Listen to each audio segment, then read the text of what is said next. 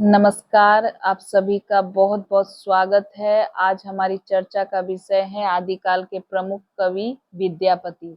विद्यापति आगामी परीक्षा की दृष्टि से बहुत ही महत्वपूर्ण है, क्योंकि अक्सर परीक्षाओं में विद्यापति से प्रश्न पूछे जाते ही हैं। तो आइए विद्यापति से संबंधित महत्वपूर्ण तथ्य जो अक्सर परीक्षाओं में बार बार पूछे जाते हैं उन पर चर्चा करेंगे। उन्हीं से संबंधित मैंने ये संपूर्ण नोट्स तैयार किया है। इनकी जो प्रमुख रचनाएं जिसके कारण इन्हें ख्याति प्राप्त हुई वह 3 हैं। पहली है पदावली 1380 ईस्वी में, कीर्तिलता और कीर्ति पताका 1403 ईस्वी में। जन्म स्थान जिला दरभंगा बिहार और इनका समय 1350 ईस्वी से 1450 ईस्वी के लगभग माना जाता है। इनकी रचनाओं से संबंधित कुछ विशेष तथ्य मैंने संग्रहित किए हैं। आइए उन पर बारी बारी से चर्चा करते हैं। इनकी पदावली जो है रचना किस भाषा में हुई है? मैथिली भाषा में हुई है। और कीर्तिलता तथा कीर्ति पताका की जो भाषा है वो अवहट भाषा है। ये महत्वपूर्ण तथ्य है, इसे आप ध्यान में रखें। पदावली की रचना मैथिली भाषा में, कीर्तिलता कीर्ति पताका में अवहट भाषा का प्रयोग हुआ है। मैथिली भाषा में सरस काव्य रचना करने के कारण इनको मैथिल कोकिल भी कहा जाता है। ये उपाधि इन्हें दी गई है मैथिल कोकिल की। इनकी पदावली रचना, विद्यापति की जो पदावली की रचना है वो किस आधार पे हुई है? जयदेव द्वारा रचित गीत गोविंद के अनुकरण पर आधारित होने के कारण इनको अभिनव जयदेव भी कहा जाता है। कुछ इतिहासकारों ने इन्हें नव कवि शेखर भी कहा है। नव कवि शेखर की इन्हें उपाधि दी गई है। विद्यापति तिरहुत के राजा शिव सिंह के दरबारी कवि थे। किसके दरबारी कवि थे? तिरहुत के राजा शिव सिंह के दरबारी कवि थे। अब आगे बढ़ते हैं। ये शैव मतानुयायी माने जाते हैं, शैव भक्त थे ये। आगे बढ़ते हैं। महामहोपाध्याय पंडित हरप्रसाद शास्त्री ने नेपाल के राजकीय पुस्तकालय से प्राप्त कीर्तिलता पुस्तक की नकल प्राप्त की थी। कीर्तिलता पुस्तक में तिरहुत के राजा कीर्ति सिंह की वीरता, उदारता, गुण, ग्राहकता आदि का वर्णन है। कीर्तिलता पुस्तक में किस राजा का वर्णन है? कीर्ति सिंह का। तिरहुत के राजा कीर्ति सिंह का वीरता, उदारता और उनकी गुण, ग्राहकता आदि का वर्णन है। कीर्तिलता पुस्तक में किस राज्य का वर्णन है? जौनपुर राज्य का। यूजीसी की नेट की परीक्षा में प्रश्न पूछा गया था। आगे बढ़ते हैं।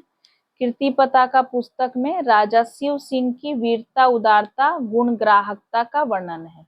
कीर्ति पताका में किनका वर्णन है? राजा शिव सिंह का। आगे बढ़ते हैं। विद्यापति द्वारा भगवान शिव की भक्ति में रचे गए पद जो नृत्य के साथ गाए जाते हैं वे नचारी कहलाते हैं। नचारी से प्रश्न पूछा गया था यूजीसी नेट की परीक्षा में। विद्यापति द्वारा भगवान शिव की भक्ति में रचे गए जो पद है, साथ ही साथ नाचते हुए जो गाए जा रहे हैं, उन्हें क्या कहा जाता है? नचारी। इनके प्रशंसकों द्वारा इनको कुल कितनी उपाधियां दी गई हैं? 16 उपाधियां दी गई हैं। हिंदी में कृष्ण काव्य को लाने का श्रेय विद्यापति प्रथम कवि हैं जिन्होंने कृष्ण को विषय बनाया, काव्य का विषय। कृष्ण को काव्य का विषय बनाने का श्रेय विद्यापति को दिया जाता है। आगे बढ़ते हैं।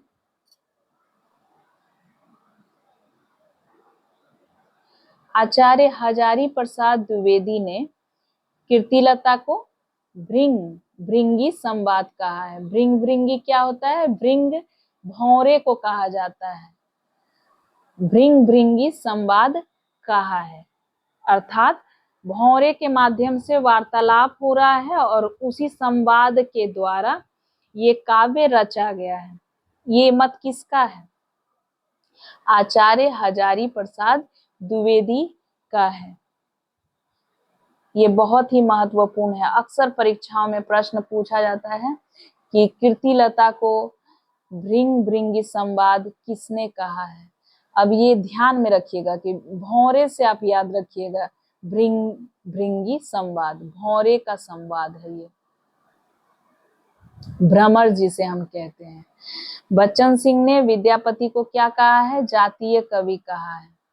सूर्यकांत त्रिपाठी निराला ने विद्यापति के पदावली के जो श्रृंगारिक जो पद की रचना उन्होंने की है, उसकी मादकता के आधार पर कि वो कितना श्रृंगारिक पद है, उसे क्या कहा है उन्होंने? नागिन की लहर कहा है, नागिन की लहर। आगे बढ़ते हैं।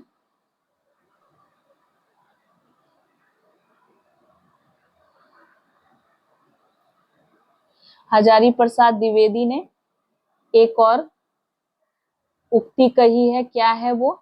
विद्यापति को क्या कहा है? उपाधि दी है एक तरीके से, श्रृंगार रस के सिद्ध वाक कवि। आचार्य शुक्ल ने क्या कहा है विद्यापति के संबंध में?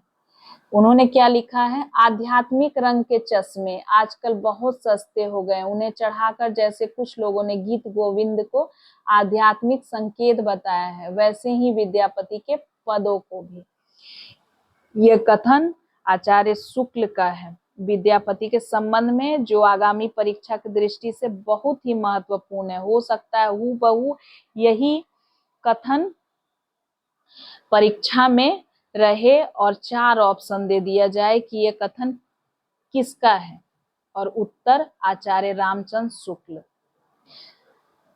इनको अर्थात विद्यापति को सर्वाधिक प्रतिष्ठा श्रृंगार रस प्रधान पदों की रचना के कारण मिली। इनकी पदावली जो है वही इनकी ख्याति का आधार है, इनकी प्रसिद्धि का कारण इनकी पदावली है। तो उम्मीद है आज की कक्षा आपको अच्छी लगी होगी।